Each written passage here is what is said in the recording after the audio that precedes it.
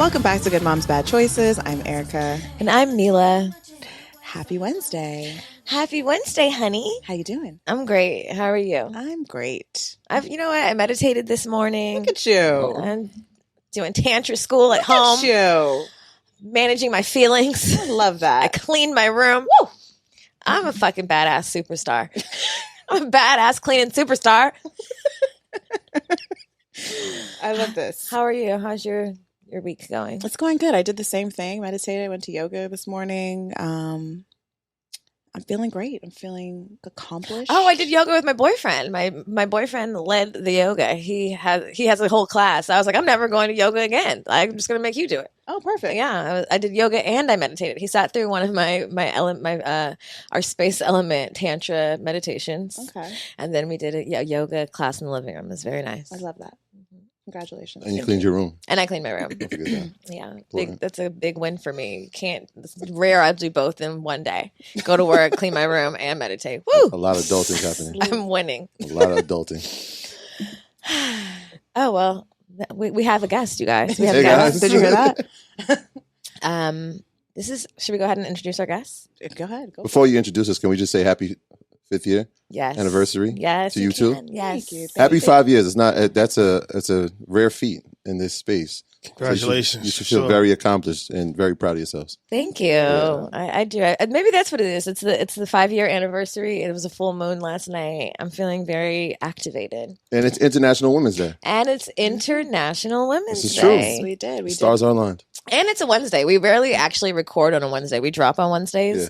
So it feels very aligned. And we're back with some former guests of the show, some guests that our audience really, really loved way back when we had you on, which was in the pandemic. Indeed. The deep pandemic. What a dark time. Remember when there was a zombie apocalypse? And now we're fine. I'd love to introduce the show, Rashad and Troy of Earn Your Leisure. Hey. The Thank you for having us. superstars themselves. Live in action in LA. Fresh off the plane. Fresh off the plane Fresh off in the person. plane. And you guys still looking fresh to death. Wow. That's how you know you're rich. We got the real nice sweats. You got the high end luxury Up to the leisure. crease. Troy's, like, I can't wear those color anything because they don't ever stay that color. So that is, I feel like men are really good at that. though. No, I think it's only moms can't stay clean. Like if you're wearing white and you're a mother, it doesn't work out. even if I'm not around my child, Yeah, I it's can't true. The wear tough it. makeup. color. The It's a tough color. yeah. Especially on the airplane, like you're in tight spaces, or maybe not because you're traveling first class. But The rumors are true. If The you guys rumors didn't are catch, true. you guys, class. not first class, first class. First class That's plus. private. Oh my god, my daughter keeps telling me like I want to ride private. Like I want to ride on a plane private one time. I'm like, well, girl, you got to get to work. I know, because we wanted to do a drip check, but Rashad was like, I'm not wearing the drip, the real drip. And I was like, We see you on the internet. We see you dripping on the internet. I was Big looking, drip. I'm like, Mila, look at his wrist. He got the drip check. You see the She matching blue suit? You see She this shit? called me this morning. Was like, we're gonna do the drip check. I was like, what the fuck are you talking about? She's like, Rashad, he's wearing all his nice clothes. I was like, so I have to dress up. Yes. But I put on my good shoes. Me too. This is my drip check. Yeah, If now you're- we apologize. Like I said, I actually had something that I wanted to wear for you guys special. Oh man. But unfortunately, we had to come in the sweats. So I apologize in advance. It's okay. We'll just do it Because again. that bitch ass hotel didn't let you in early. Who is it? I Who is got it? millions of listeners, and my room better be ready next time. I told them you better use your weight a little bit. I'm about to use my weight a little bit. Mila has a theory that we should start using the podcast to blast anyone that hates on us. Treats us bad or hates on us, like the business backer. Fuck them. If you guys were ever thinking about taking out a loan from the motherfucking business backer, don't do it. That motherfucking Andrew, what's his last name? I don't know. Andrew, don't make me go look. Andrew and Jeffrey. Andrew and Jeffrey from the bitch ass business backer. What's the other company No, called? actually, they're from direct funding. From the Oh, bitch okay. ass direct funding are bitch ass motherfuckers. And if you know them, you send this motherfucking podcast to them with the timestamp because I hate you motherfuckers. You lied to us Strong. and they're not for small businesses or black women. Fuck you. And on that note, welcome to Money Market.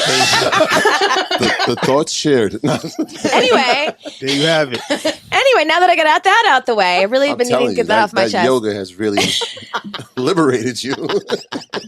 Wow. Do you guys want me to throw in your hotel? What's it called? No. Please, no. All right. We might need to stay there one day. Okay, well, listen, anybody thinking about treating any of us bad up here, you better think about it before you do it. Millions of listeners. Millions, combined millions. Everyone goes and Googles business backer right now. It says hate mail. Give them hate mail. I hope that you do. I really would appreciate it. They lied to us and they stole our money. If you're watching YouTube right now, you see that we're in our beautiful new studio. Welcome to Good Media, guys. We just opened up our studio 2 months ago. Congratulations. Yeah, this is nice. So if you ever need to come to LA, need a podcast space, please come through. Send any podcasters your way over here. Actually, we had someone from your podcast network recently. The 19 Keys? Yeah, the 19 Keys. Oh, The 19 The Keys. 19 Keys. I don't think there's a the. The 19 No, the Mr. 19 sound like Keys. an old lady. The Mr. 19 Keys. Keys was here. The Mr. 19 Keys with the nice hat. Crown. Crown. Correction, the nice crown of the 19 Keys. Yes. I saw some clips that went viral from that episode. Yeah, our people weren't thrilled about some of the comments that were made. Overall, they were happy, but there were some With him? statistics that were thrown around that they did not appreciate. No. I did not appreciate it. Okay. Good to know. But if you're in the LA area and you have a podcast, if you're thinking about starting one and you need a Zen space that maybe you want to smoke some weed, maybe not, you come down to the Good Media podcast. The Good Media, and you get your podcast on because we can help you. Because we have millions of listeners. Does Jim come with it? Huh? Does Jim come with And it? Jim, Jim comes with it. Jim is very handsome, and so is Orlando. He's my boyfriend. He's taken, but they're both taken. But you can look at them through this nice clear window, and they will get all your footages 4K. And you might even see Jamila taking tantra classes on the couches, showing dicks to any guests that come through. That was pretty random. You know, I'm a worldly woman. I'm in school. I'm educated. So Jamila's in the middle of tantra class, and I'm sorry, what's your friend's name? Chris? Chris came through and just happened to peek over at her screen, and there's a huge black erect penis. Well, at least it's black. I think that was cool. That's really what I was showing him. I'm like, have you ever seen the textbook version that's not pink? I haven't. So take a look at this, Chris. I'm in school. And you were studying. I was in Zoom. I had to get off class so I can do this. I'm going to have to catch that one later. I'm going to really need to know about that. Okay.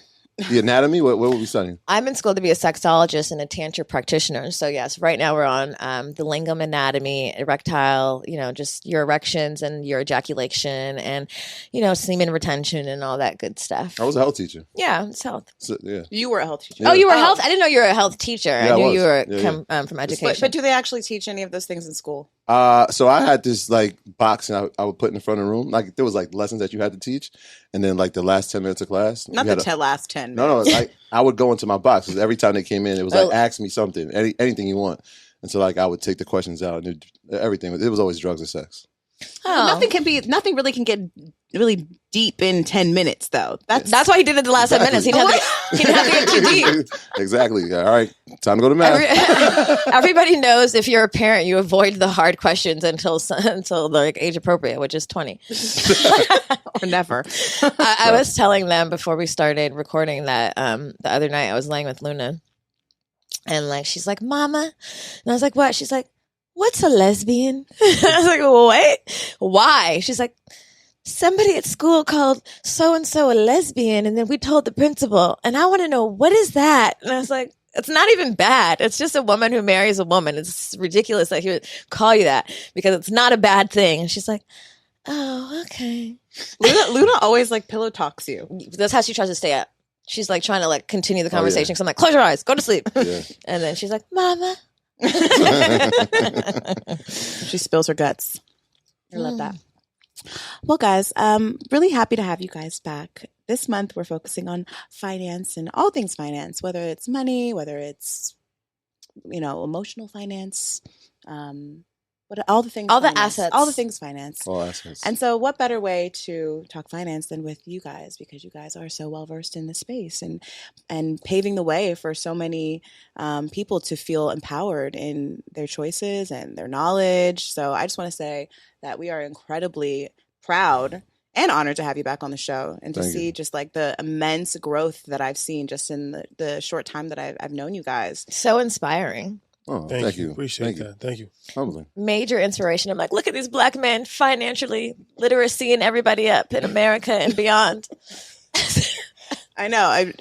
Your friend was asking Jamila, like, so how do you guys know each other? And Jamila goes, oh, Erica met Rashad on Hinge. I was like, what? I was I'm confident. like, why are you spreading rumors? I was super confident about that. Yeah, she too. met him on Hinge. I was like, Just no, like, no, I I didn't meet him on Hinge. Like, I met him at a nonprofit event. Like, wait. It seemed, I don't know. I just could see his profile picture. I was like, this is how rumors really start. Like, I should have just let it ride. Just let it ride out. I've been thinking this for years. Like, you guys met on Hinge. Hinge. I don't even know what Hinge is. Yeah, I'm trying to figure out what is it? Is that like It's a dating like app. Tinder? It's like, it's a more upscale Tinder. Like, Tinder's more for like hookups. Hinge is like, you might really find someone real. You might find a hookup, but you might find a real relationship. Hookup is that's a what Sex. is that even? That's what sex. I Fucking. mean, hookup is okay. So, because some people Wait, like, you ain't that married. no. Here's why. You was at high school. I've seen like teenagers and young adults like I hooked up. I'm like, oh word. They're like, oh nah, like we were kissing. I'm like, Scamming? Scamming, remember that? I think that was a Valley thing. I don't think any other body. That didn't make it to the Scamming. East. That didn't make it to the Scamming. East. Like, I was scamming him. what's that? Making out. I don't know why. Hooking that's- up is funny. also a Valley thing. Like, oh yeah, we hooked up last night. It's vague. Yeah, it's vague. Which then you have to be like, well, did you have sex? Clarify this, Yeah. please. That's true. I always ask when my friend is trying to be cool, like, what? Don't be coy, bitch. Did it go in? Like, be more clear. Anyway. So back to the topic at hand, which I don't know what the topic is, but The topic is that Rashad is not on Hinge and they did not meet there. we did not meet there. But where did you guys meet? We met. How did you guys meet? What is your love story? We grew up together. We met at a movie shoot, actually. A movie shoot. Yeah. Well, y'all were acting or what? Yeah. It was so it was Whoopi Goldberg. She had a movie called Eddie. And she was a basketball coach for the New York Knicks, I believe. So it was a bunch of kids from my neighborhood that they got to be extras in the movie. And we went to Madison Square Garden and we were extras in the movie. So Can we see you in the movie now? Like if you pull up Eddie? no, we never actually made the final cut. Oh, damn. But we still got paid, so it was whatever. But it was a cool experience. We was on the movie set all day. So I'm younger than him. I was in 6th grade. He was in 8th grade. So 2 different schools. So he had just moved to the neighborhood, but I already knew a lot of the kids. I always hung around older people my whole life, so I knew everybody else. So when we was there, everybody's just being kids, talking to each other, and I didn't know who he was, but he came up to me and he started speaking to me, and ever since then we've been rocking ever since. So 6th grade, from 6th to 8th grade. Wow. Yeah. No, 6th grade to now. Yeah, I mean, Yeah. from 6th and 8th grade till now. Oh, Yeah. oh. Yeah, That's what I meant. That's how love I was like, they're not in 8th grade. No shit. that's how it started. What about the podcast? Like, I know you guys, I've seen you guys grow tremendously in the last couple of years. How long have you guys been podcasting? We just hit 4 years January 19th. Oh, damn. Congratulations. Yeah, appreciate it. Thank you. Yeah, tell us a little bit about the podcast and how it's grown and how it's come to be the mega powerhouse that it is today. Yeah, I mean, it started out just an idea, really. He was putting up a lot of content on social media, and people were just like, "Yo, where can we get more of it? Like, do you have a podcast?" It's kind of like, "Yo, you want to do one?" I'm like, "Okay, let's do it." It was one of those things. It was like whatever he was doing at the time. He was big on social media and trying to grow his following. I was like, "We're just going to support that. Like, let's just make sure he makes it." So you were just sharing like financial, like just the Right. advice that you. All kinds of stuff. But yeah, different writing articles, different tips, going on different people's shows and taking clips from those shows and putting it on, talking about it really was based around like the niche of breaking down financial deals in sports and entertainment. That's what really started to get a lot of traction. Like talking about the 50 Cent vitamin water deal, talking about Dipset and Supreme, like things that was relevant in pop culture, but breaking down the economics of it. And that's what people like really started to like gravitate towards. Yeah. Was that something that intrigued you? I know your dad's in finances too, right? Yeah. So I was a financial advisor. So my goal was to become, a internet sensation as far as a financial advisor to help grow my financial planning business. Okay. I wanted to work with athletes and entertainers and like manage money. So I figured like social media was the best way to go about that. So that was kind of the idea as far as social media is concerned. And, the financial industry is very regulated, so I couldn't give advice online. So I had to figure out a way to educate people without just giving advice, but still make it entertaining. Well, you said there's regulations that prevent you from giving financial advice online. If you're an advisor, like if you're licensed, okay. If you're licensed, like you can't, you know what I mean? Like you can't just say anything if you're licensed. So, so that's what I was like, okay, to grow online, this is how you're going to do it. You're going to go on different people's shows, record classrooms that we was teaching in, had a public access show, write articles, just, you know, just throwing as much stuff against the wall as possible to build traction on social media. And the traction started to build. And like he said, you know, it was one post in particular where it was a 50-cent vitamin water deal, and that went pretty viral. And from there, it was like a lot of people was asking for a couple months, like, do you have a show? Like, what's the name of your podcast? So I can watch, like, how can I watch this full episode? So it was like, I think I had like 40,000 followers at that time.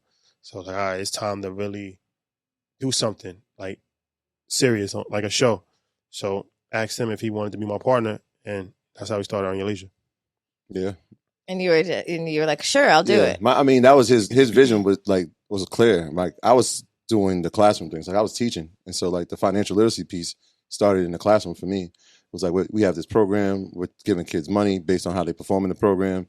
He was starting his financial advising career. I'm like, yo, this would be perfect. You should come in and teach. And he's like, I'm like, nah, seriously. Like, we can teach the kids. If we're going to pay them, if we give them the skills now, think about where they'll be when they're like 18, 25. Like, they're going to have some of these skills, and they're going to be well off in the future. And so it started there for me. But my thing was like, how do I scale this program? Because every time we would talk about it, kids would be like, oh, this is great. Parents would be like, wait, I need this in where I live. Yeah, like, right. How do I get my 14-year-old to be in this? Like, and I was just like, I couldn't figure it out. He had the vision. He had the social media vision. Like, yo, we should tape these classrooms. So like the classroom taping, it was like, oh, okay, this scales a lot faster than me trying to create a program. Because I scaled it from where we were at in my neighborhood in Greenburgh. I did it in New Rochelle where I was teaching, another city, and it was great. But then I had this like dilemma. Like I was trying to pitch this program, and like there was this lady who could say yes or no to me. And I was like, I've been doing this for 8 years. What like, you mean, fuck yes out or of no? here, Right? And she said yes, but the fact that she could have said no, it just never sat well with me. And I'm like, this is not going to be the way to scale it, because I can't affect as many people as I want. Right. Yeah, no, I mean, I think that's so important, especially for the youth. I think that there's still, now it feels so much more accessible to be able to like find so many resources. I mean, like TikTok, like you can learn anything on TikTok at this point. You don't even almost need YouTube University. TikTok has made like YouTube, like these little tiny sound bites. So it's like quick and digestible. I think we were talking about like you said your daughter's on TikTok, and you know, and I mean, I won't expose her, but but just like, you know, just everything is at our kids' fingertips at this point, that it's almost like if you don't know it, it's not because it's not available to you. It's so accessible. And I'm sure your children are, I mean, we talked about this on the last time we had you guys on, just like the preparing and the education that your kids probably have in the space now too, just having you as parents and being prepared and knowing like how to invest in crypto and all these different things. And I think about just, you know, me as an adult and not having a lot of resources, and just my mom, even I think my mom opened up my first bank account as I was going to college, didn't really tell me shit about it. It was just like, here, now you have this. Right. I'm gonna put money in it sometimes. And I was like, okay, cool. But like not knowing how to balance shit, not knowing like how to save anything. And it's taken me until now, really, even now. Today o'clock. And, you know, me and Milah, she's, you know, talking shit about the business backer and this company that we got this terrible loan from. But again, a lack of education on our part in ways too. Just not really feeling, I guess, secure and like really, secure in knowing what to ask and what to look for when you're going into these kind of spaces. And trusting people that are not there to fucking be trusted. And I think especially for like Black people and brown people, like this is new, but like we haven't really had access to this information. Like our parents weren't giving us the game. Like they weren't like, let's start an LLC and then go through these things. So like even for us, as our business has grown, because for us, like the podcast wasn't when we started this, we weren't like, let's start a business together. We just wanted to talk some shit and have a friend. And as it's grown, we're like, oh shit, like there's loans, there's finances, there's a team that needs to be managed. There's all these we have 1 million businesses underneath this umbrella of podcasting, but we haven't really had the like we haven't inherited the knowledge to know how to necessarily like have be well versed in being businesswomen. We're just learning as we go. So like it's such a asset to have you guys in our community speaking our language and really like leading the frontier on this. It's like such a blessing. And I see you guys online doing the damn thing in London and riding private and with your drip check, and I'm like, okay. And and I really love I love the name Earn Your Leisure, because I guess prior to like existing in my leisure, I used to think like, how the fuck am I going to just live and be happy but be rich, because I need to be rich, but I don't want to have like what am I going to do to get to this level of richness? And it's not something that I saw as like necessarily obtainable while just being myself. And we're all very lucky to be in the space where we get to like earn our leisure. All pun intended. Yeah, I mean, you're not alone in that, right? Like even for us, I mean, it takes humility, right, to understand that you don't know everything. And I think one of the things that has propelled us is being very open about that and bringing on people who do. Right. Right. And so like as we're sitting with people who are experts in their fields, we're asking the questions because we want to know, but we also know that the audience wants to know too. Because if you think about like wealth, especially in the Black community, like who isn't first generation? If we think about all the billionaires that are Black, right? If we talk about Robert Smith or we talk about Oprah or Jay-Z, aren't they all first generation billionaires? That's a fact. Right. So they're learning this process too, and they're learning things on the fly. And so like we're not any different, right? We're learning these things as we go. The only difference I feel like what we've done is that as we're learning, we're also telling you. Right. Like, this is what's happening, this is how we're doing it. And I think the advantage of the audience is that they get to see it happen. And now it's like, wait, these guys are really doing it. I know I can do it. So it becomes an inspirational piece to it. I'm inspired. With the success of everything you guys have done, is there like any sort of anxiety around it? Because it feels like it's grown so quickly, and like you guys are like, I know you're a family man, you have kids at home, so do you. So I'm just wondering, like, how is it balancing all the things, and like, does it ever feel like completely overwhelming, or is this just like, this is my new shit, this is what I'm in it now? Yeah, I think you get used to it. Like for me personally, I don't really feel overwhelmed. It's just like you said, that's just the life that you chose. So it's just living it. Like, you know what I mean? So you don't really have time to even think about, like, you know what I mean? You just got your day to day. This is what you're doing. We flying over here. We doing this interview. We doing this. We doing that. And that just becomes normalized. Mm-hmm. And that's just your day to day routine. So I personally don't get overwhelmed with it. We just in it now. So this is what we got to do. We're here now. I think for me, my dynamic is a little different, right? Like I have a wife, I have 2 kids. I think the biggest thing is it's an adjustment. I don't know if there's going to be balance, right? But there's an adjustment period where, dad used to be home from 9 to 3. He was working and he was home and he was checking homework, to now it's like, I might not see him for a week because he has to travel. But I think the most important part of that adjustment, and I give my kids a lot of credit, I always tell them, like, you guys are doing really great with this. I don't know what it would be like if I was on the other end of this. And I don't even know the long-term effects of it. But they've adjusted so nicely to it, right? So that makes it easier for me, and then communicating with them and let them understand, like, I would really want to be there and trying to be there for a lot of things, but communicating with them consistently. Like, I don't change anything. So even when we're here in LA, if they get on the bus at 7:30 in the morning, I'm up at 4:30 FaceTiming, like in the dark. Like, have a good day. Like that. Why do you sound like that?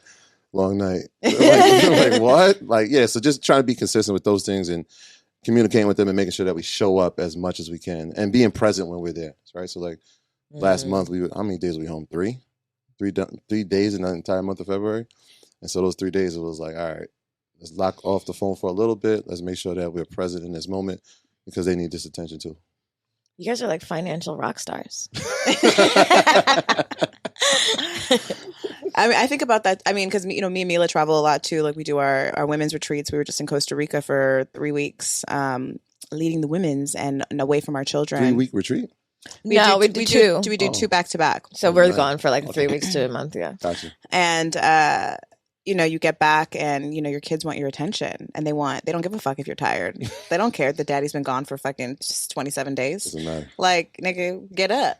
Like, I got some shit to tell you. I want to play tag, and I'm just, and that can be, I feel like it's you, of course you pray for these things, you ask for these things.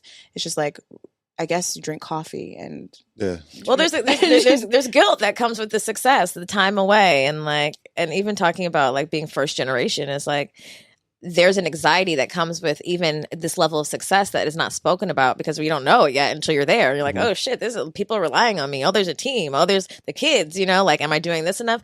Whereas before, you're like, damn, do I have enough? I hope I get to pay for college. I hope I get to, like, you know what I mean. So there's always like not an imbalance, but there's an anxiety around either or. And like as you're growing into this space, even for us, like there's a balance and like a fearlessness that you have to like tap into to be like, okay, fuck it, I've never done it before, but I'm doing it. I'm doing it successfully. So like do the best you can. Yeah. All right. It was like the other week I watched my family go on vacation without me. Oh damn. It's just like but at least you can send them off. Exactly. So that's like you're doing it the best way. I'm not there. That's but how the part of it. It was like, yo, we worked hard so they can have some of these leaders, right? So they can go on vacation. The fact that I have to work and I can't be there, yeah, it sucks. But yo, at least they get to experience it. I don't feel like there's ever anxiety for me. Like, there's always life is never gonna be perfect. Like, you just make the best of it. And there's pros and cons to everything. You could be home all day, and there's cons to that. Like, you're not providing enough money, and then it's like there's causing issues in your household, and your children can't be provided for, and that they need to be home. Or you could be out all day and you work and you could provide, and then you're not home. So just gotta roll with the punches. I feel like it is what it is. You just make the best of it. Like my son travels with me when he can. We was in All-Star Weekend together for a week. Went to London, went to Egypt. So he's experiencing things that I didn't experience till I was an adult. Like, you know what I mean? So of course there's trade-offs for that. If he wants to experience that, then somebody got to provide it for him. So I feel like as long as you do the best job that you can possibly do, that's all you can really do. Can't really like think about it too much or feel guilty about something because it's like, you're doing something positive at the end of the day. It's not negative. If you're working to provide a life, if you're working to better your life and better society's life, then ultimately that's something that's positive. So I feel like, everybody should just be understanding of that. I think that's, yes, I agree. But I think that I'm just going to go ahead and say that as mothers, we don't really get that luxury. Like our kids, at least I don't know. I don't know. I don't know your children. I just know my child. I know my child guilts me a lot. Well, also, I know she don't be guilting her daddy. A mother's always going to be the primary caregiver. Not always, but most of the time. Most of the time in society, a mother's the primary caregiver. So your responsibilities and your roles are going to be different than a father, right? Like they're perceived to be different. They're perceived to be bigger. Like the role, like society perceives us to, I don't even think it's perceived. I feel like it is because it's like, all right, it's not uncommon for men to travel a lot, to be away. You're like, like you think of the NFL, NBA, artists, businessmen. It's pretty common, right? And they can do that because most of the time, all right, there's somebody at home that's at home. Well, that's historically been the standard. That's why like there's not really you don't really hear the term dad guilt because historically men have for other reasons been the main breadwinners, and so maybe they're gone. But because that's been the norm in our society, there isn't anything wrong with it. We don't associate it with it being guilt. You're just providing. But now in a place where like obviously women are more in the workplace, where a lot of the head of the households, it doesn't change the fact that there's still guilt associated with this, whereas with men it's not perceived the same way. If I leave my kid and I was like I didn't see him only 3 days out of the but also, do you think that there is some level of ingrained psychological difference from parenting? From women are more nurturing with children than fathers most of the time. A child comes from the mother, so there is, throughout human history, as you said, the man has traditionally been the provider and the woman has traditionally been the caregiver. Now, of course, that's not to say that there wasn't women kings. And I'm not saying that every woman's job is to stay in the home. I'm not saying that. But I'm just saying women are more nurturing and they're more hands-on a lot of times than men. So that plays a part in the psyche as well, right? Where it's like, how men majority of the time deal with children is different from how women majority of the time deal with children. I think historically it has been, and yes, we carry, and so there, innately there is a different like connection to our child because we're carrying it before you even get to meet. You know what I mean? But I think that historically it was like a village.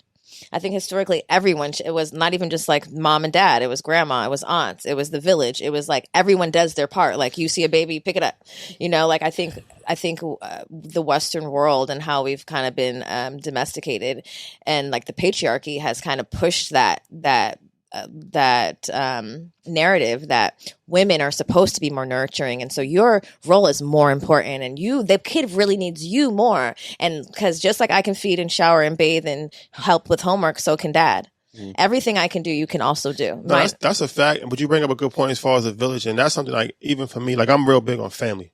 So it's like when my son, he's around his cousins, he's around my sister, he's around my parents, just as much as he's around me or his mom. Like, I mean, that's important. We all live in a very close geographic area. So I feel like it takes a family to raise a child. It takes a village to raise a child. You got sports coaches, you got, different things of that nature. So it's important. But ultimately, I feel like women and men are different, right? And that's not a bad thing.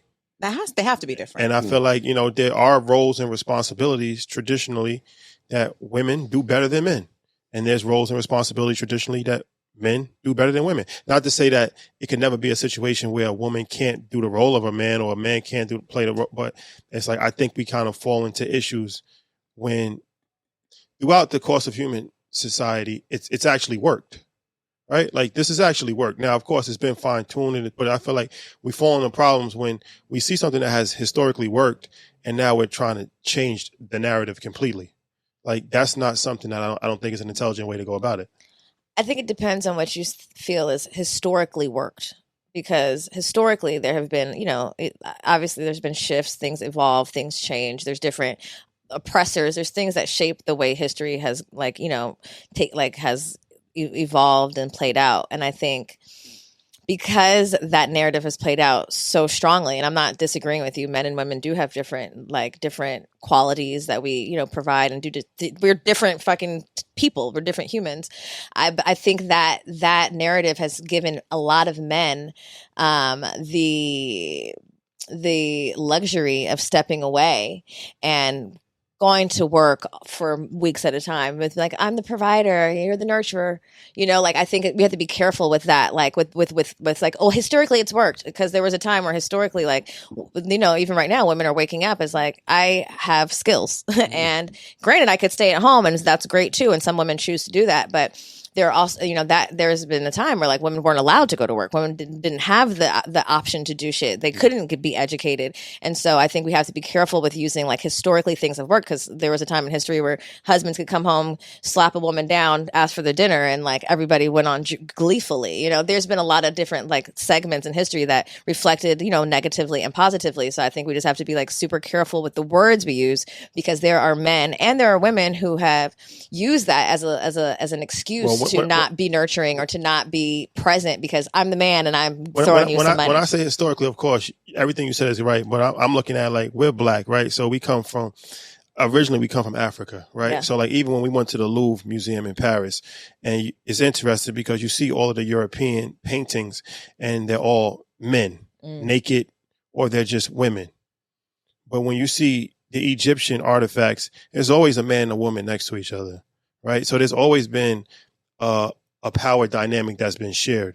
That's the idea of being like just one person, and that's a European idea. That's not an African idea. That was taught to Africans by Europeans, but it's still not an African idea. So when I say historically it has worked, as far as I say like family structure, the dynamic between a man and a woman, family, village coming together, community. These are things that we have gotten away from. And I feel like that has been to our detriment of, I don't need a woman. A woman doesn't need a man. You should be doing this. You should be doing that. I don't think that that's something that has historically worked for us. So when I look at what has historically worked for us, right, it's been an equal role It's been people understanding their roles. It's been not arguing with each other, not pointing a finger at each other, not saying I'm stronger than this person, I'm stronger than that person. It's not oppressing anybody, but it's understanding that, you know, I'm a woman. This is my comfort in my femininity. I'm a man. This is my comfort in my masculinity. Mm-hmm. It's my job to protect the woman, and it's the woman's job to take care of the man. I don't feel like there's anything wrong with that. I don't either. No, I don't either. Can we talk about something that you just brought up? Yeah. And I mean, being two black women, being two CEOs, you talked about the mom guilt. And that's not a conversation that we've had on our show, but just it's interesting now that we're here with y'all. How do you combat that, right? Because I've seen it from a standpoint of, obviously, my wife will feel that if she's traveled away from the kids for too much, and it's like, I don't want to go on this one because that mom guilt. But as being like, you know, in your roles here, right? What do y'all do? Like, what do y'all do to, like, when that guilt sets in? Up the therapy session. Hey, can we meet? Smoke a blunt. No. Smoke a blunt. What's your kid? Bonding time. I don't know. Maybe one day. You know, I don't know if the mom guilt is something that you ever fully escape. I mean, I think you make a choice. You can make a choice about it, you know, and say, I just choose not to experience this. But there's just so many factors that come at us as women and that work. And, you know, we're both single parents. So I don't have a husband at home that can, you know, take on the role of whatever it is that I'm not there to do while I'm in Costa Rica for 3 weeks. My daughter is with my mom, who's also a CEO, who doesn't have a lot of time to, you know, be a grandmother. She's a grandmother, but like she's running a whole other business. Yeah. And my father, same shit. Like, you know, so it's kind of like, and then my daughter's like, when are you coming home? You know, and I'm like, mommy's working to provide. Yeah. So, you know, but then again, I do have the village. I have the village, you know, and I've made sure that she has a village. But I think that, it's not something that is easily just eliminated. I think that, you know, it takes a lot of talking with your child so that they really understand why mommy's gone and what mommy's doing. Talking to my sister and talking to other moms to kind of like talk me off the ledge. Like, girl, it's cool. Like, yeah, it looks like you're on vacation right now in Costa Rica, but bitch, we know you're working. It's because you made your work your leisure. Yeah, you know. So, you know, you get that question a lot. And, you know, I think all women have different answers. You know, some people combat it with self-care. Some people combat it with, you know, never leaving their children. So I don't know if there's a recipe for that, to be honest. And I think so, like socially, like even you know, no matter who your kid's with, if it is with grandma, if it is with the other parent, if it is with the aunt or your, you know, there's still mom guilt. They're still like, oh, you know, you kept dropping her off at your grandma's house or your mom's house. Like there's this like this guilt that like maybe I'm going to be judged by the people around me that, yeah, like it looks like I'm on vacation. So it's like, damn, are you being a mom? Like it doesn't matter what the fuck you're not present for. Right. It's an underlying negative cognitive, like it's underlying negative because you're the mom and you're not there. Like my baby daddy used to do that shit to me. Like, oh, but you're the mom. I'm like, nigga, I'm at work. Like I know it looks like fun. You know what I'm saying? But it was almost like something he could pull out, you know, like, well, you're supposed to be doing this. Well, you're supposed to be doing homework because you're the mom. And I had to almost like deprogram myself to remind myself, like, actually, it's good you're with your grandparents. They love you equally as much. This is a time, like, I wish I had more, like, the times I spent with my grandparents growing up are you know, like, dear to my heart because they're no longer with me. So I'm, like, constantly reminding myself that this is the experience that she's supposed to be having. Like, she is supposed to be spending this time with aunts and uncles and you know, and the village. And also, like, I get really proud when we're out. And she's like, oh, who made your sweatsuit? And she's like, my mom, you know, my mom made this. Or like, my mom's in Target or whatever. She like, when I feel her like pride in understanding what we've built, then I recognize that she's gotten to see the process and she's gotten to see the evolution. And like, whether or not I'm there 365 and dropping her off to school 5 days a week and picking her up, which I am most of the time, it's still like, I know, you know, even if she feels sad or I missed that one recital, overall, she's going to walk away and be like, damn, my mom did that, you know? So I'm constantly trying to look like in hindsight in the future her when she's 18 and she could be like, my mom's a CEO, bitch, you know? So I was gonna say it just like that. Yeah. But what about from the standpoint, from like a financial standpoint, right? Has there ever been a time where that feeling or that guilt that's associated with it has deterred you from making a financial decision or not taking an opportunity because of it? Absolutely. Yeah. All the time. Yeah, these are good conversations. Yeah. Yeah. Like there's times where I'm like, I can't go. I can't go, or we need to switch some shit around, or, you know, like there's an like I'm thinking of an opportunity that we have on the table right now where it's like, this could change my life, but it's going to take me away from her more. What's more important is this opportunity where I don't have to it doesn't have to go necessarily this exact way. There are other avenues where I can probably still get what I want, but this will probably make me shine more. So am I going to take the shine, or am I going to take more time with my daughter? And my thing is like, all right, men 9 times out of 10 don't have that same. So this goes back to the thing of women are the primary caregiver, right? This goes back to that. So we should pass up the money. Huh? So we should pass up the money? No, I'm not saying that. But I'm just saying that no. the woman's responsibility with taking care of a child. I'm not saying whether it's right or wrong. That's a different conversation. Well, okay, but but this question, he's asking me this. Okay, so my response to this was this. It was, if I had a man in the house that was reliable, I might say, fuck it, I'm going to go take that. Because I know that I have someone in home who is an extension. Is going to be an extension of me. Or what if you had a man in the house who is paying for everything because he's out on the road? Then you can't take that because now nobody's going to be home, right? What about that? Wait, baby's homeschooled. Baby coming on the road. Baby's on the road. All right, so we got your. I wanted to hear your perspective too. Oh, about have you passed up an opportunity for money? I mean, there's definitely been times where the shit we can't do. Like we do 2 retreats back to back. We're probably gonna have to start doing 1. How old are your kids? 8. And how old is your kid? 8. Oh, so you're at a point now where you can almost start taking them though too. Yes, but then there's school, and then those public schools be calling you like they're going to come get your kid right up from under you from missing 10 days because they keep calling me. And a marking period. And we've taken our children a lot of places. Like even in the summertime, we had 2 retreats in Costa Rica. They came, and we had to pay for the nanny to come with us, and like that brings me joy. Like it does bring me joy. Like we work really hard, and then there, like you said, you brought your kid to Egypt and to the All-Star game, and I saw you on Instagram. I was like, go Rashad, you know, like I'm happy that baby, you know what I mean? Like that brings, like, providing my child with experiences is priceless, and I try to keep that imbalance, like that mindset is like, I'll pay, you know, the nanny to come on the trip and get the bigger house so we can all do it together. Like I'll pay to have you here so you can see what that looks like, because I think that's important, you know. And I just think like when you're a single mom versus a single dad, there are different, like there's going to be time, like there are business opportunities that you won't be able to take because you have to choose. You don't have a choice but to do what you need to do for your child. And I think that dads are like less likely faced with having to choose. Did you guys see the Best Man series? I have a question. Have you guys ever passed up any money for as parents? I look at it like this. It's not even so much money. I look this opportunities. This is my personal philosophy on life, right? You're only getting one shot at this thing, life. And the worst thing you can do is live with regret. And I feel like even I told him before he was teaching, I said, look, and there's no disrespect to anybody that's a physical education teacher, but I said, anybody can be a gym teacher, but not everybody can change the world. You're in a position to change the world. Sometimes our missions is bigger than ourselves, bigger than our family. I agree. Right? It's like you look at people like Malcolm X and Martin Luther, they died for what they believed in.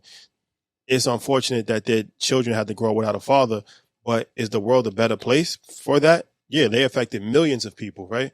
So I feel like I'm not turning down anything because I feel like ultimately it's not only going to affect my family, but it would be selfish of me to just think of one person when there's millions of people that need help.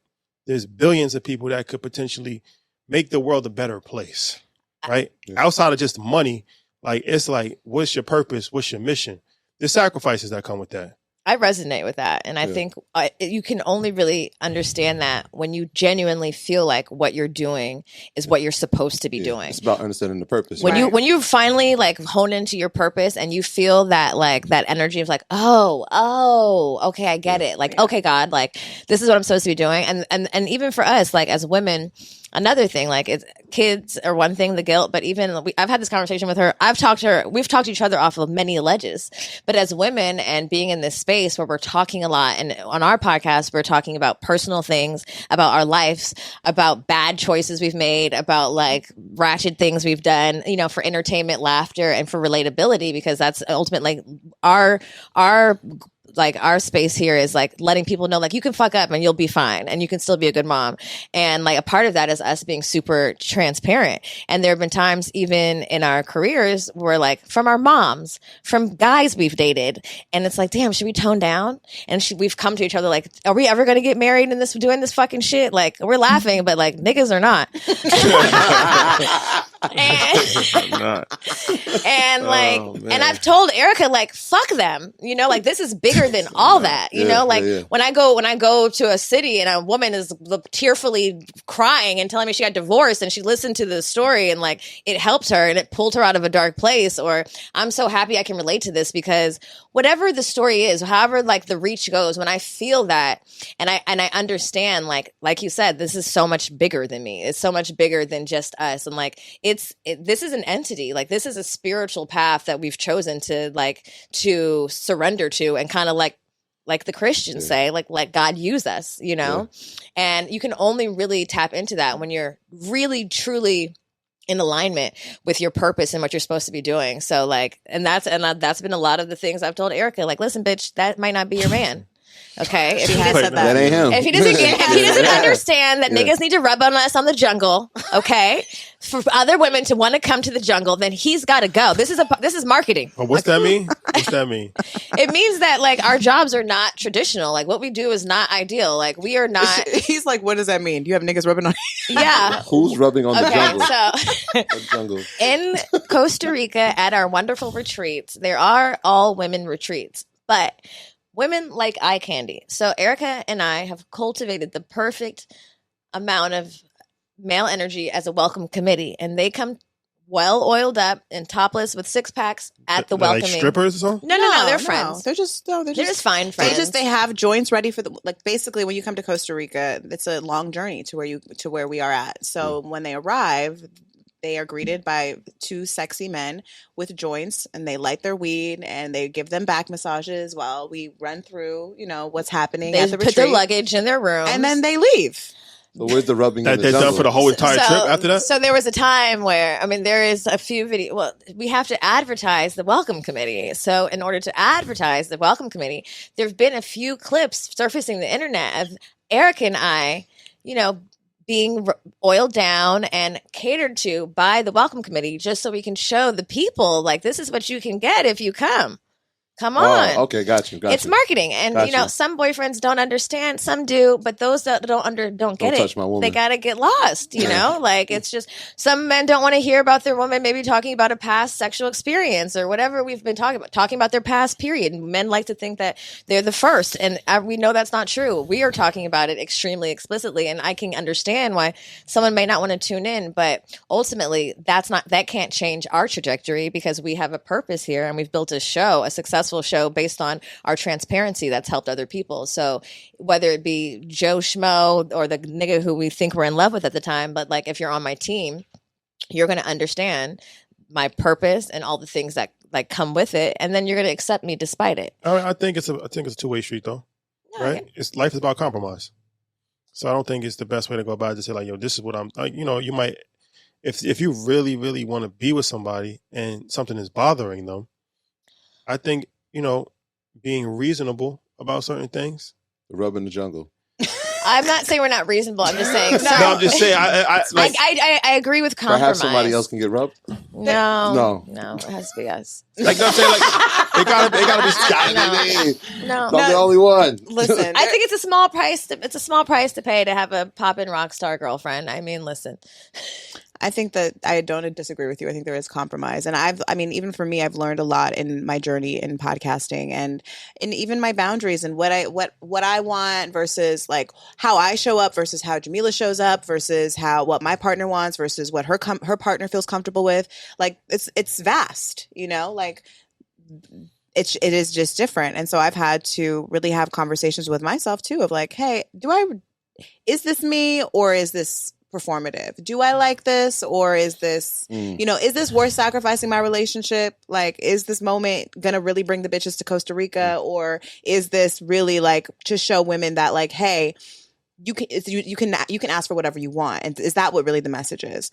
And ultimately, for me, that is what the message is, and I don't regret what I've done. I don't. This is not a bad decision. This is not a bad decision, and he's fine. Whoever you are, everything's good. But trust me. But getting back to, I mean, just the bigger purpose and the calling, I think like, yeah, it's very true though. Like when you do have a bigger purpose and a bigger calling, I think that too goes back to the mom guilt, is like me having to explain that to my daughter too, of like, I have to do this. And one day you will understand. You're sad right now and you're upset right now. You might be in therapy in like 4 years for this shit. Yeah. And it's tough, right? Because you're telling somebody like you'll understand this later, but they're living in it right now.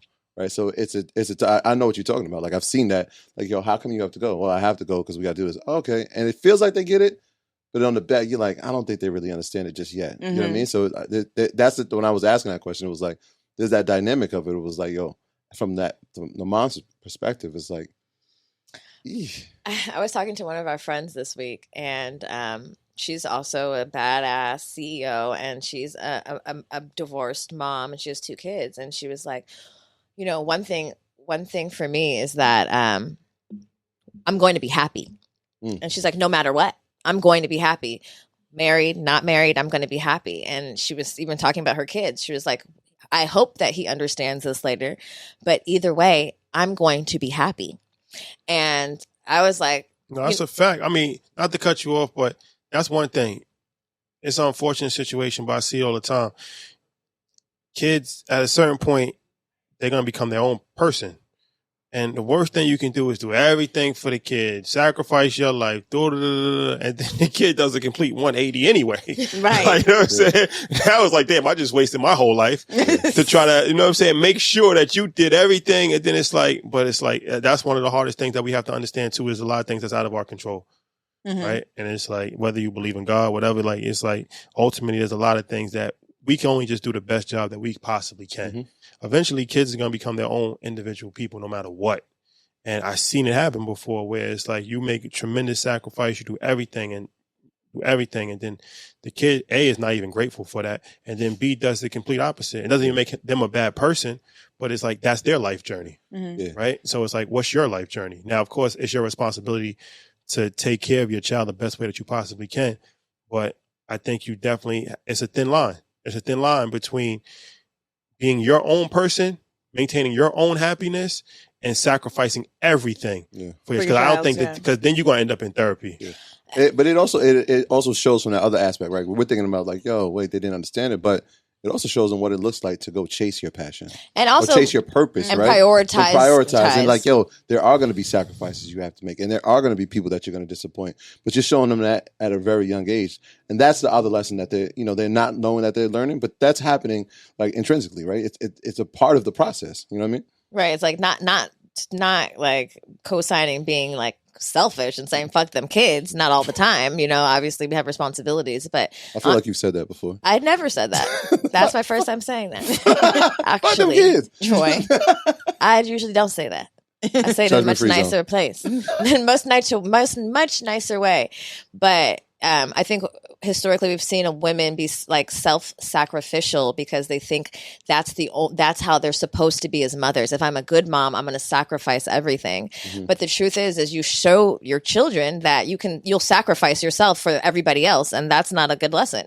Like for marriages and for this and for that, and sometimes you got to prioritize your fucking self. You got to prioritize your happiness, because that's what I hope I'm instilling in my daughter, that you make the rules and you make yourself happy, not from no man and not from laying down and having kids. Like, there are requirements of ourselves for ourselves, and only you can do that. You're the living example of it. Right. Yeah. No, that's a good point for sure. Speaking of like other people, how has me and Erica's friendship and our like business, like our partnership has shifted my entire shit. That like partnership has blossomed me in a way I had no idea would. Like, and she's my wife, and but like your work wife, my work your wife, real wife? My work wife. Okay. You never know. It's LA. Tell him you told him we got rubbed down. Now and you had dicks in the living room. So now he's everybody calm down. Everyone's gotten a rub down and seen a little dick. Everybody keep calm. It's LA. Oh man. Of course it is. But like even for work wife. Let's just be clear. Let's be clear. We're not lesbians. What's a lesbian? Me and Erica. You're mommies. Oh my Your God. mommies are. Oh my goodness. But for real, like I didn't understand the value of like partnership and like network until this relationship. Like we always say that our friendship created an entity, like obviously a business entity, but it's taken on a life of itself. And like obviously for you guys too, you guys have an entity and it's like tenfold, you know? So like how has like partnerships been like an asset in your business? And even for you, I know you're married. I don't know if you're in a relationship yet. But how had Rashad?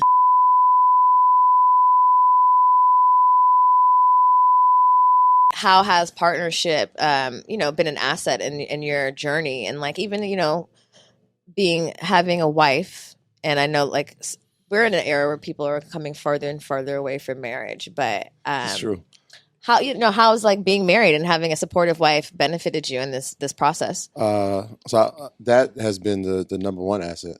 For all the reasons we just spoke about, right? Like having a partner who understands the vision, but trusting it 1,000%. There's never been a question, never been a waiver of doubt. It's like, I believe in what you're doing, right? So I always say that adage, right? Like she knows that I can lead the family because God is leading us, right? So she's always been super supportive, even when we didn't have Earn Your Leisure. She's always been that way.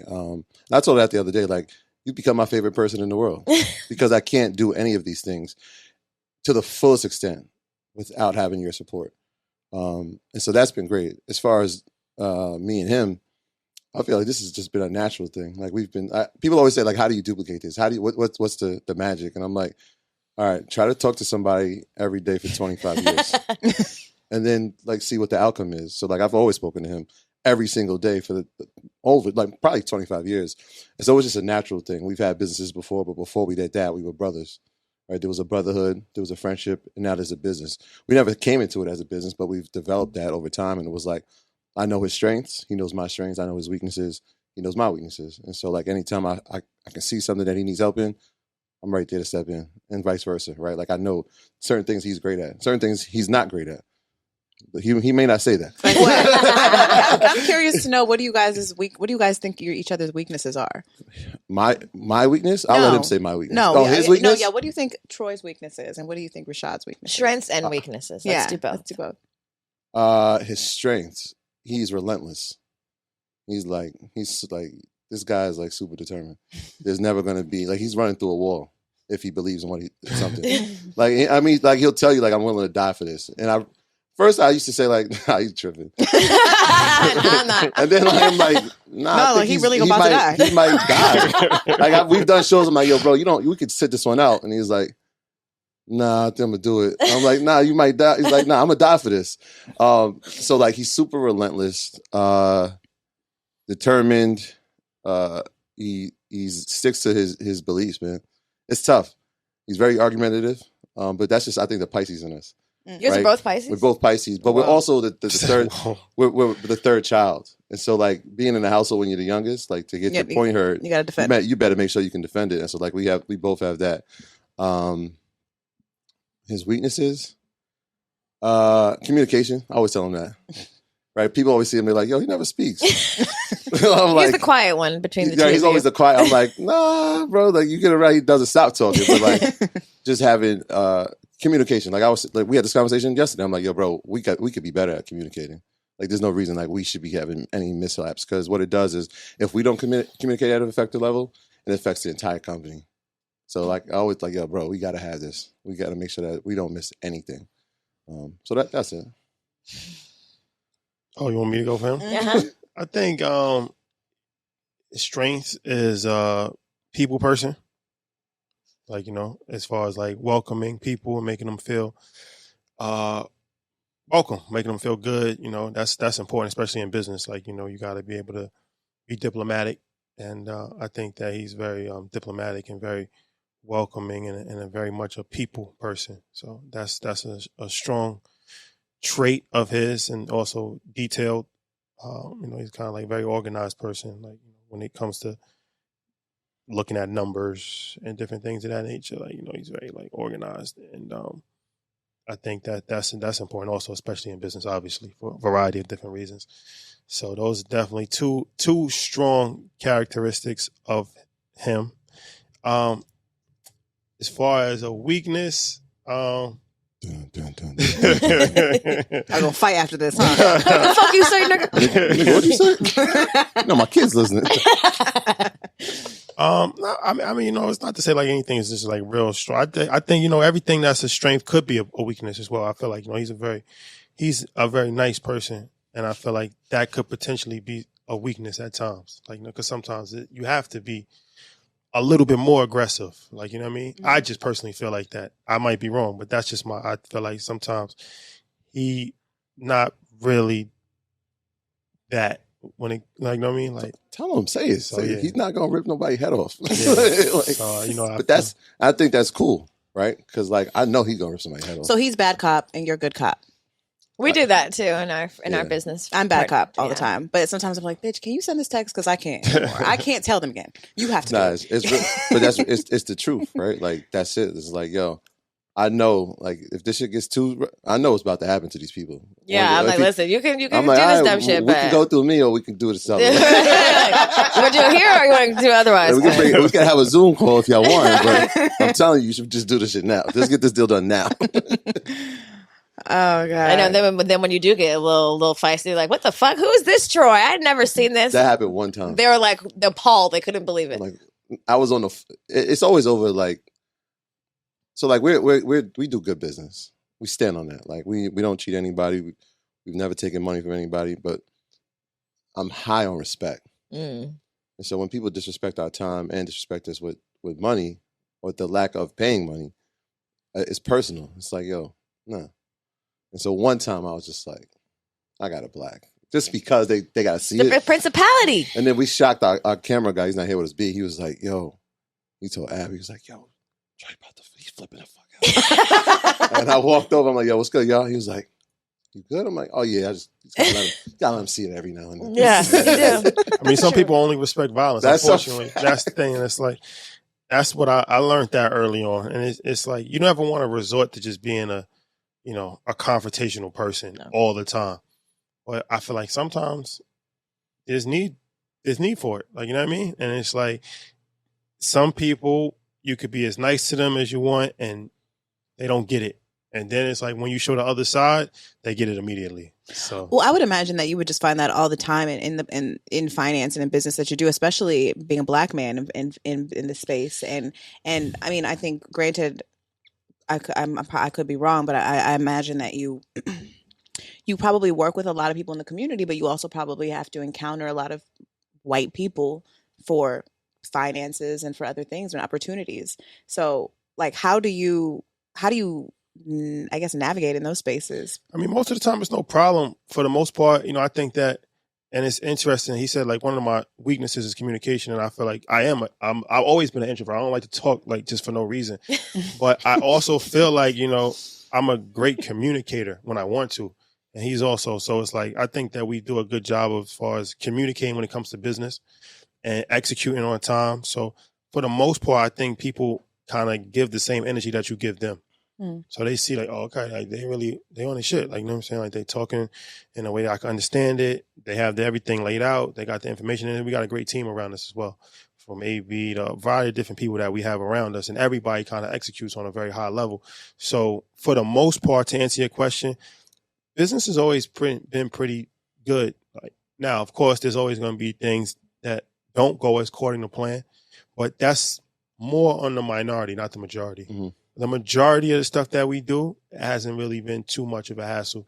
You always got to stay on top of things. You always got to make sure that everything is moving according to plan. But I feel like we've done great business with a lot of great people, from our partnerships with Revolt. Like, there's a bunch of different people that we have strong, solid relationships with. That's really how we got to this point now. Even Steve Harvey, it's all been relationships, and keeping good relationships, and us doing good business, them doing good business, us helping them out, them helping us out. So that's really like the key.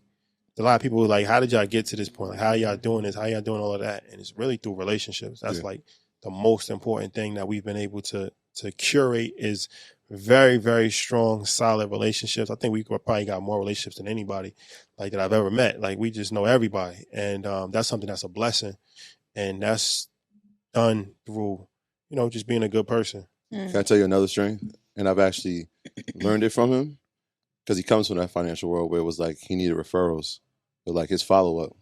Like, you get somebody's number and it's like I watched him, like how he curates it. Like, it's a follow-up. It's like, I'm hitting you the next day. I'm gonna hit you 3 days. It was like super, like, relentless. Like I said, it's relentless. And I'm like, damn. But then approaching people too. Like, you're talking about a guy who was like a teacher.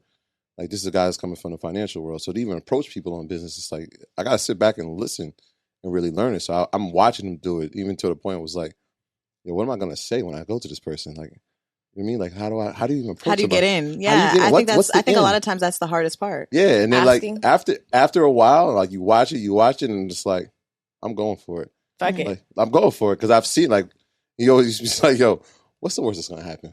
No. I'm like, Yeah. you know what? Fuck it. You're not going to die. You're not going to die. Right. That's the thing. I feel like everybody should work sales at some point in their life. That's it, Even yeah. if you don't want to be a salesperson, it teaches you so much, and it makes you overcome so much fear. Resilience. Because that's like the number one thing. Nobody wants to cold call somebody. Nobody wants to knock on a business and ask them to buy something.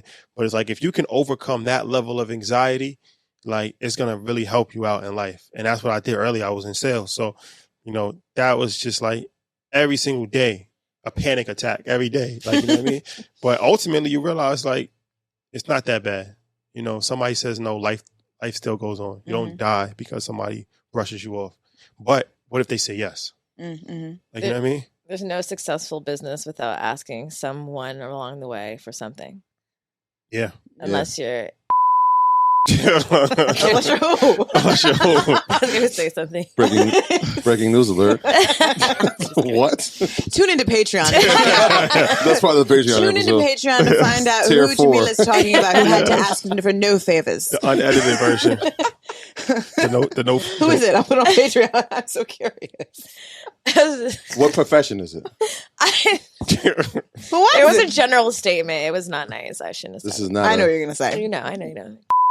Okay, got it. Okay. I was going to say you just but it's not. That's not. You have to ask for help, Jamila. I'm just kidding. No. No. I'm just joking, kind of, a little bit. Not all. Just those specific ones. Just 97%. I'm just joking. You got to have a good sense of humor to tune in here. Go to Patreon and hear what Jamila said. Everybody gets a little bit talked about. First of all, I know that you said you guys don't have an affirmation, but maybe you do now. Or is it this?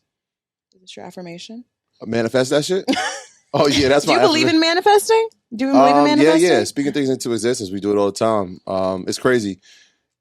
Even all of this, obviously not Earn Your Leisure as detailed and specific, but, my mom, as we were going through this process, she, your parents keep everything. Like, my mom used to keep, like, the letters I would write to Santa Claus, and she kept one of these letters I wrote in 3rd grade about being a millionaire. And it was very specific. It was like, when I become a millionaire, I'm going to do this. I'm going to buy a mansion. I'm going to get my mom a mansion. And I was like, damn. Like, even at that point in life, like 9 years old, I'm looking like, yo, this is where I'm headed. And so she's like, oh, look at this. She was like, where the fuck is my mansion? Hey, nigga, I found this contract you signed back in the 3rd grade. But it was like, it was just one of those points of times. I'm like, yo, damn, like, every moment in life prepares you for this moment. Right? So, like, whether it was, student teaching and being a hall monitor, I had to talk to people, or, writing lesson plans, which would create financial literacy lesson plans. It was like all these moments in life, it was like just preparing me. Even down to the audio. I remember being in church, and they was like, we need somebody to make CDs for the sermon. And I'm like, yo, I was bootlegging CDs. I don't have to do this. This is crazy, right? But that was the first time I used GarageBand. So now when we record a podcast, I'm like, oh, why not use it? All those moments prepare you for the next. So just speaking things into existence and really understanding there's a bigger purpose for you, but like don't cheat it. And you don't have to know the details. You don't have to know the details. You don't even have to know the specifics. You're in it, and like that skill may pay off later. Manifest that shit. Manifest that shit. I love that understanding that there's a bigger purpose, but don't cheat it. I love that. Yeah. Because I think a lot of people think you can skip steps. Yeah, like, why am I doing this? Yeah. You can't skip steps. And if you do, you're going to get there and you're going to have nothing to stand on. You're going to be like, wait, oh shit, how do I do this? Everything leads to the bigger picture, even if you don't really understand the bigger picture yet. You didn't know how you're going to be a millionaire and buy your mom a mansion, but you knew you were going to do it. Yeah. And same. I didn't know how I was going to be frolicking topless in the jungle and also be working, and I did it. Just went for it. Earning your leisure out there. Dreams come true. Like, wow, this is my dream. I didn't know. Now I know. Speaking of frolicking topless in the jungle, you guys, we just announced our next retreat in Sayulita, Mexico. Oh, yeah. So make sure you come join your girls July 5th and July 12th in Mexico. We're taking over an entire beautiful, amazing property. It's oceanfront. Every room is ocean view. It's all inclusive. The food is delicious. The drinks are bomb. We're going to be doing, me and Milah lead a few different workshops there. If you've been interested in exploring with psilocybin, we do a really beautiful guided psilocybin experience out there as well. If you're trying to find your tribe, this is where you'll find it. All of our past retreats are literally still meeting up, still friends, still chopping it up in the Discord. So if you're looking for a summer vacation, make sure you click the link in this episode description and check out the Good Vibe Retreat, July 5th and July 12th. Oh, how many people go?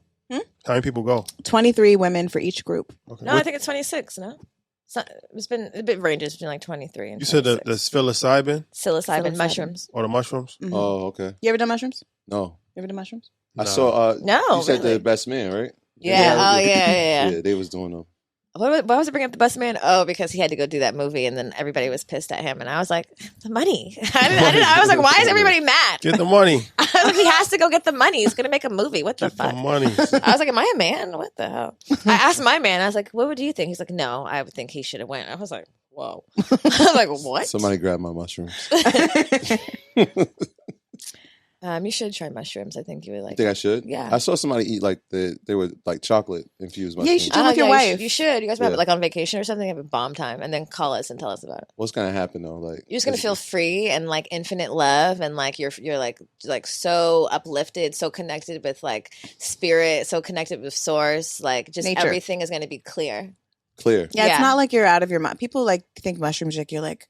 They're not like out of your mind and you're like, oh my God. Like, no, it's very grounded. Like, you feel very grounded. So after you take them, is the feeling like I need to do this again? Yes. Yeah. Okay. Like, not like a crackhead, but you're not like addicted to it, but you're like, oh wow, I could do this again. I could tap into like, you get ideas, you get like creative, you get connected with the earth, you get that too. No, not crack.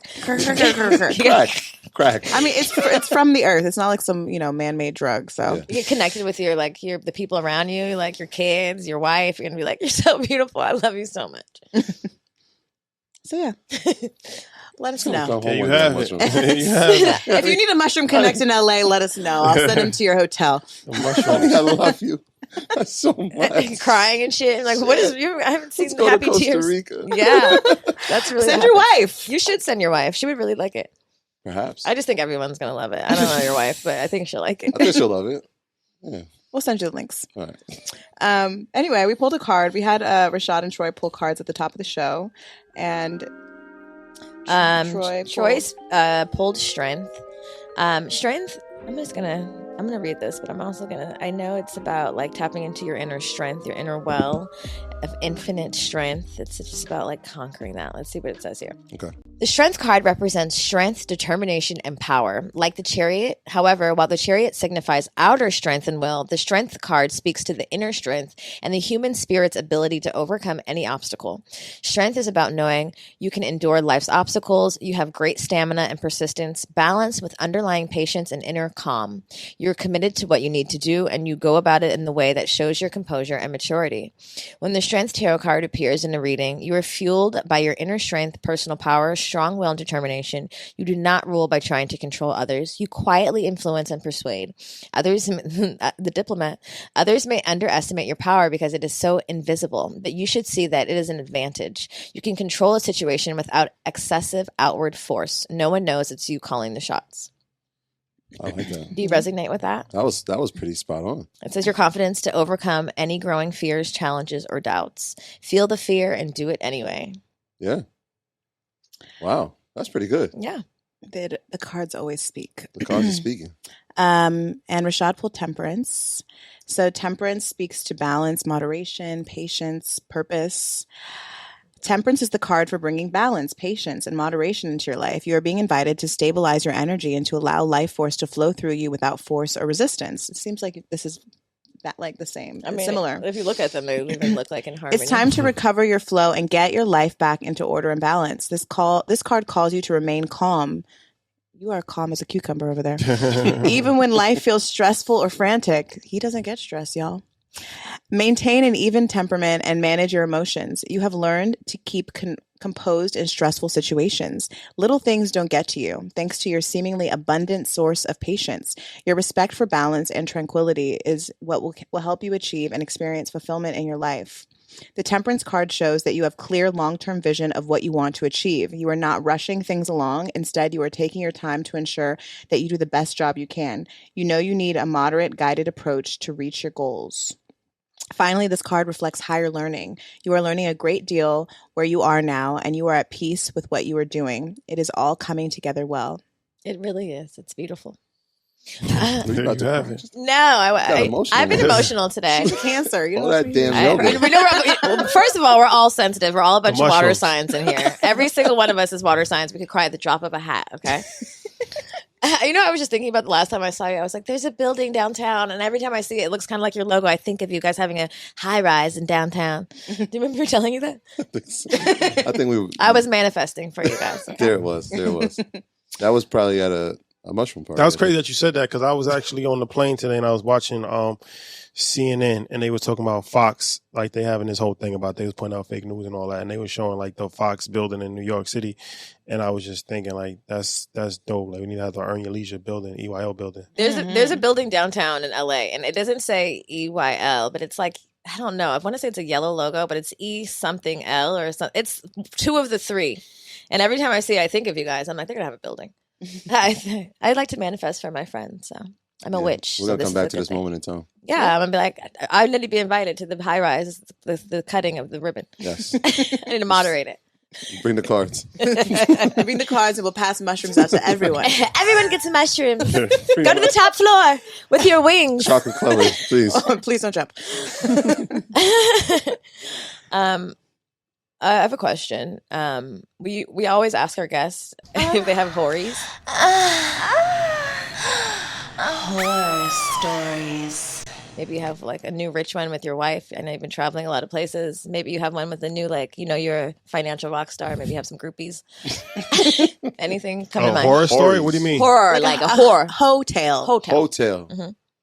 Highly. Any sexy stories in Abu Dhabi, Dubai, London, all the Sexy places? stories? Yeah, like any like popping. I don't know if I have any sexy stories. I know there's a lot of Savage Fenty that comes to my house. I bet. Yeah, there's a lot that comes there. I think you get a lot of shows, a lot of Savage Fenty. I get one-on-ones. Yeah, man, I really appreciate them, especially being on the road. They always help. I think we have a subscription service there, so okay. shout out to Rihanna and her whole team. It's been great, man. Shout out to Riri. We want you on the show, new mama. Mm-hmm. Shout out to Rihanna. I don't know, man. Like, I don't know. I don't think he would tell us if he did. He ain't gonna tell us. Look at him. He ain't gonna tell us. Look at all shy and shit. I know you got some motherfucking stories, Rashad. I'm gonna leave the stories to Shad. I see you in your Cartiers online. I know you be. You ain't dripping check for nothing. I know you got some I know honeys. that drip isn't just for you. 50% you, 50% for some bitches. Oh man, you love the ladies, man, but I don't. Yeah, part of a major key is to never kiss and tell. That's a major. You don't key. have to tell any names. You just want to tell when like you tell the a scenario. story, Yeah. somebody's going. It's We're podcasters. That doesn't exist. That's a fact. That's a fact. Only a million people listening. Only a million. It's fine. I won't You hear say your that, name. business backer? Fuck, your business is almost over. Direct funding, your shit is going down. Both of you. Direct funding. Because of Good Moms. Remember when 50 Cent took out What did Ja Rule? what did No, direct he didn't take funding out do? Ja What did Rule. they do to you? He did hurt Ja Rule's career. He hurt it tremendously. I'm going to hurt Direct Funding's business career. What just like did they 50. do to you? What did they do? They lied to us blatantly about a loan, and they fucked us. What, like a high interest rate? Crazy interest rate. Crazy. What was the other thing we had? Just lies. Just like, oh yeah, no. Yeah, that's not what I. Just like blatant, like typed it out lies. Like Like it was in the email. like just blatant lies, and then tried to be like, oh well, I don't know what you're talking about. I got to pick up my kid from school. When I find Andrew, I swear to fucking God. Yeah, I want to give a shout out to Nelly. Is she producing this show right now? Because Ab is like, it's going in. They're Like, producing what the are show. they doing? The two headphone. They ones. have their own podcast happening. That's a fact. Apparently. They're in deep conversation back there. Oh my Oh, he god. rubbed his waves. She's in trouble. Oh, So shit. she has her hand like up here, like, Look. huh? What'd you say? The play-by-play. Troy and Rashad brought their friend, and our manager is single also. Look at them. It's a love connection. Is he single? I don't know. I don't know. I just made that up. You just made him single. I just, Hey. he's He single may be now. married, He's right? single today. Today. He's under a sign that says "Bad choices make good stories." I mean, I don't know. Bad choices Somebody take a make good picture. stories. That's a fact. No, don't take the picture. That is a fact. Don't get your friend in So trouble. what? So are y'all single? My boyfriend's there, right there on the left side, the black one. So you're not the black one. the black one's my Are boyfriend. you single?